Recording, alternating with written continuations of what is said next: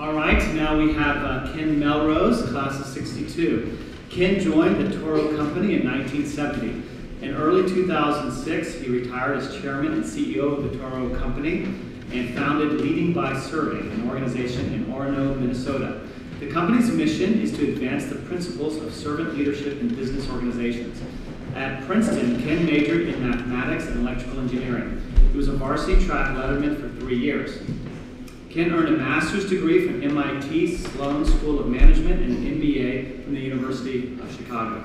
He's a frequent speaker at national conferences on the subject of servant leadership, building a values-based corporate culture, and how good cultures breed good ethics.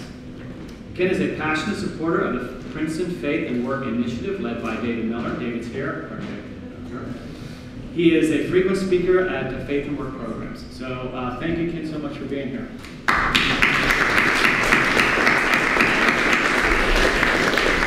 Thank you very much, Matt. Let me tell you, one of the most impactful events in my personal faith journey occurred in the early 80s. When I took a reading through the Bible course for my church, and the teacher started the first session by asking the group, and you can think about this yourself, what is the purpose of life? And I was pretty young then, so I didn't have a clue, neither did anybody else.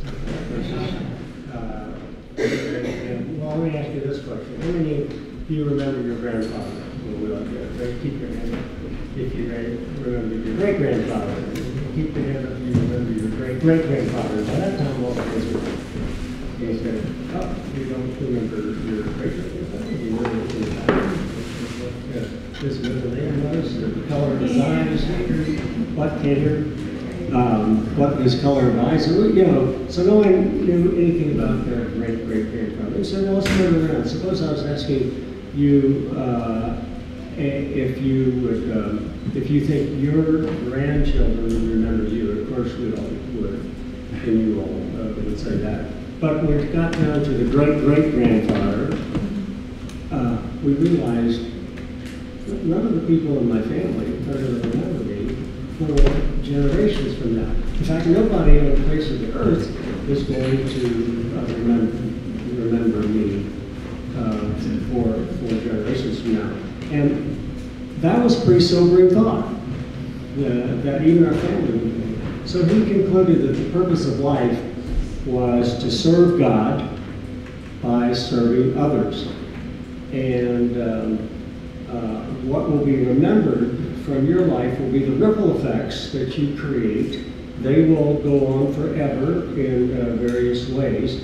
And what you will be remembered is not from your ripple effects, not who you are or what you became, but what you do in life, what you do in your life. So this was the driving force in my early Toro career that moved me to a servant leadership model, values based on the New Testament. And it's a concept of turning the organization upside down. I, as a CEO, work for management work for the employees, and the employees work for customers. So the customers are the boss, and everybody underneath are serving their constituents above them in the box. So I'd like to share with you how I applied my faith and my Toro career by giving you an example of what a culture of faith-based values changed the way employees thought about their jobs and their role and the decisions they made. When I became CEO of Toro, I wanted to change Toro from the traditional Wall Street model, earnings per share every quarter, do what the analysts want you to do. If you don't, you're going to suffer in the market. And very short-oriented.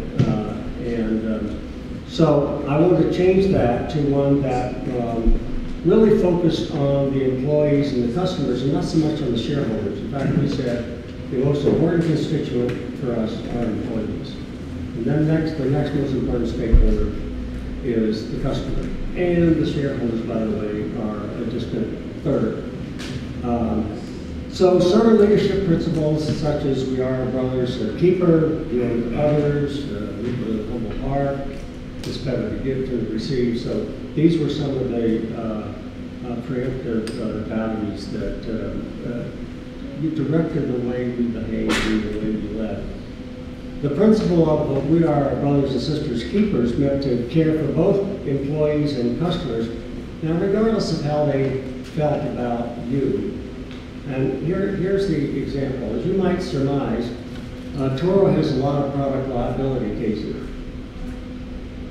Lawnmowers and snow blowers can cause injury, and if they're not operated properly. Irrespective of the cause, Toro would typically get sued by the family. So we would get our attorneys involved, no matter who won the suit. We always lost the customer. Usually came with a lot of bad publicity. So two of our paralegals, Helen and Carol, in our product liability group, they thought this was really nuts. How do you love the customer when the customer's suing you? And the Toro stopped looking at this problem because we said this is a litigant problem.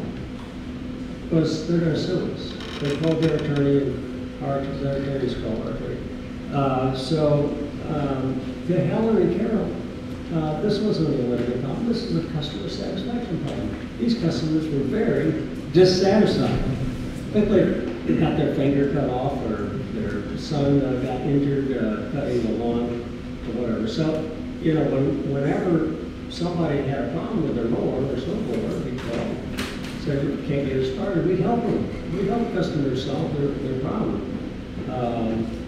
For example, a problem with the engine, call the dealer for them, help them get that, send them a part or whatever. Well, Carol and Helen said, well, since we are our brothers and sisters keepers, we should care for these customers who are going to sue us, especially since someone in their family may be hurt. So they proposed to management that one or the other ought to call up the family and say, we want to come visit you. And get on a plane with an engineer and visit each of these families and try to work out an agreement with the family, with the family's attorney present. We wouldn't meet unless the attorney was there.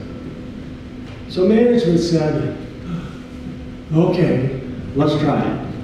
And we started the process in 1991. It's called Alternative Dispute Resolution.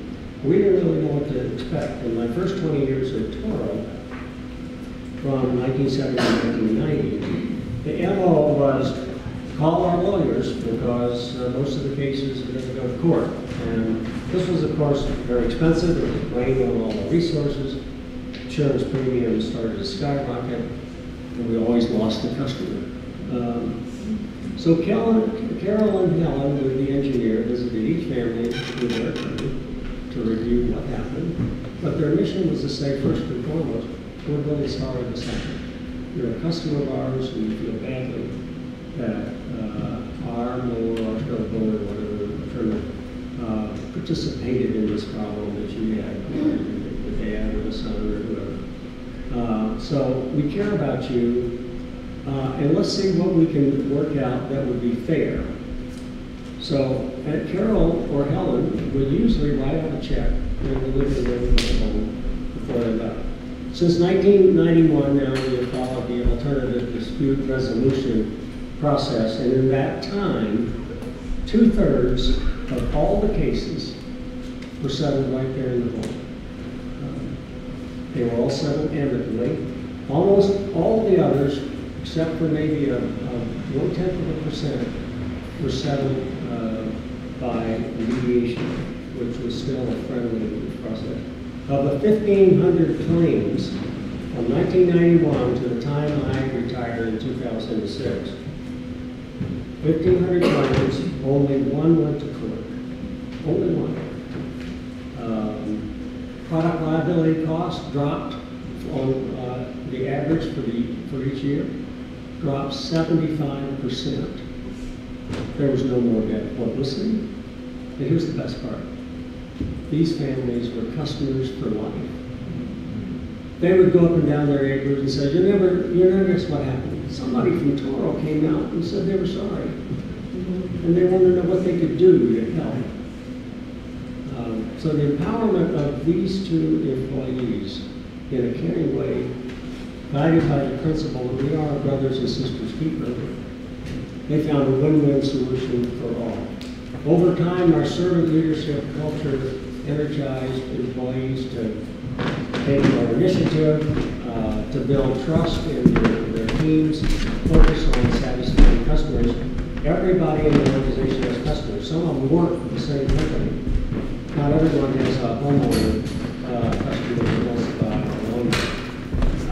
And to be accountable.